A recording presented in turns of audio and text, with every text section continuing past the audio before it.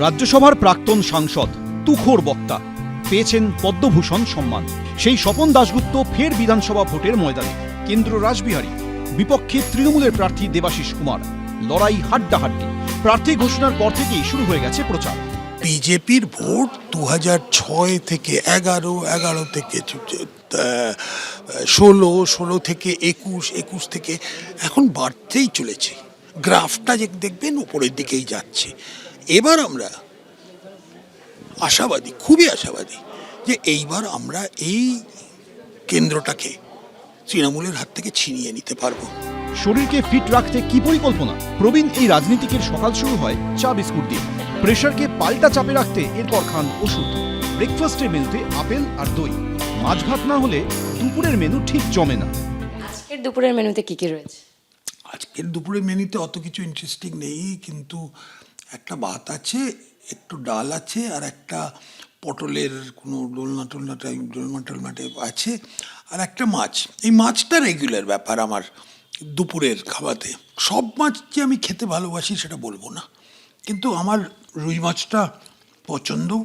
কোনো কোনো দিন খুবই রেয়ার ইলিশ মাছ পছন্দ করি। চিংড়ি মাছের আমার অ্যালার্জি আছে, তাই জন্য আমি খাই না। রবিবার দুপুরের মেনুতে ছিল ভাত, ডাল, আলু পটলের তরকারি, মাছ আর শেষ পাতে মিষ্টি।